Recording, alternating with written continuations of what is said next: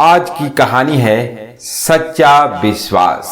एक गांव में एक वृद्ध माता रहती थी और वह गाय की सेवा करती थी और उसी गाय के दूध को बेचकर वह अपने घर का खर्च चलाती थी। उसे दूध बेचने के लिए गंगा नदी के उस पार के गांव में जाना पड़ता था और नदी के उस पार जाने के 4 आना और आने का 4 आना देती थी और जितना बच जाता उसी से अपना घर चलाती थी। लेकिन वह बूढ़ी माता जी धर्म को मानने वाली थी। ब्राह्मण, गाय और परमात्मा में उनकी बड़ी श्रद्धा थी। एक बार वह वृद्ध माता जी दूध बेचकर वापस लौट रही थी। मार्ग में एक जगह सत्यनारायण भगवान की कथा हो रही थी। वह वृद्ध माता जी भी वही कथा सुनने के लिए बैठ गई। उसने भगवान की कथा सुनी। कथा के समाप्ति पर ब्राह्मण कथा सुना रहे थे। उन्होंने कहा कि जो भी प्राणी प्रेम पूर्वक सत्यनारायण भगवान की कथा श्रवण करता है वह सहज में ही भवसागर से पार हो जाता है। अब तो वह माता जी बड़ी प्रसन्न हो गई कि कथा सुनने से बहुत बड़ा लाभ हुआ। अरे, इस कथा को सुनने के बाद सहज में ही जो व्यक्ति भवसागर पार कर सकता है, मैं तो एक छोटी सी नदी को पार करने में 8 आना रोज खर्च करती थी, आज से वह बचेगा। और वह माता जी पैदल ही उस नदी को पार कर दिया। उसमें वह डूबी नहीं, क्योंकि उसका हृदय सच्चा और उससे विश्वास था। कथा पर वह विश्वास के ही कारण जल पर पैदल चलकर नदी पार कर आने जाने लगी। एक दिन वृद्धा माता जी ने विचार किया कि आज मैं उन ब्राह्मण देवता को भोजन के लिए निमंत्रण कर दूं, जिनके कारण मेरे 8 आने रोजाना बचते हैं। बूढ़ी माता जी ब्राह्मण देवता को अपने साथ लेकर अपने घर आने लगी।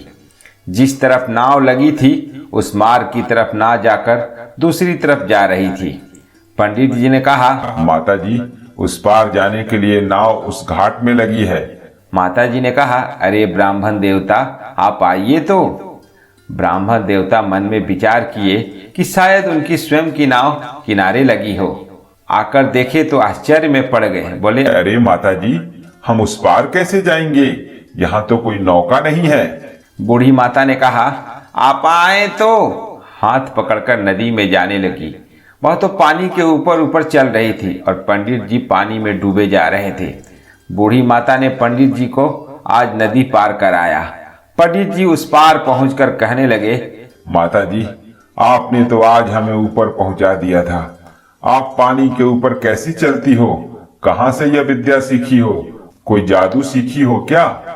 माता जी कहने लगी, ब्राह्मण देवता, आप क्यों अनजान बन रहे हैं? अरे, आपने ही तो मुझे विद्या बतलाई है। सारी घटना बताई कि आपने कथा के अंत में कहा था कि जो भगवान की कथा श्रवण करता है वह सहज में ही भवसागर से पार हो जाता है। यह तो नदी है। ब्राह्मण देवता ने उस बूढ़ी माँ को प्रणाम किया। कहा, धन्य है आप माता जी, आपके अंदर सच्चा विश्वास था और परमात्मा सच्चे विश्वास पर ही रहता है और कृपा करता है। इस कहानी से हमें यही शिक्षा प्राप्त होती है कि हमें शास्त्रों की बात पर सच्ची लगन और उस पर सदा विश्वास होनी चाहिए। तो फिर मिलते हैं एक और सच्ची धार्मिक कहानियों के साथ। तब तक अपने दोस्त को दीजिए इजाजत। धन्यवाद।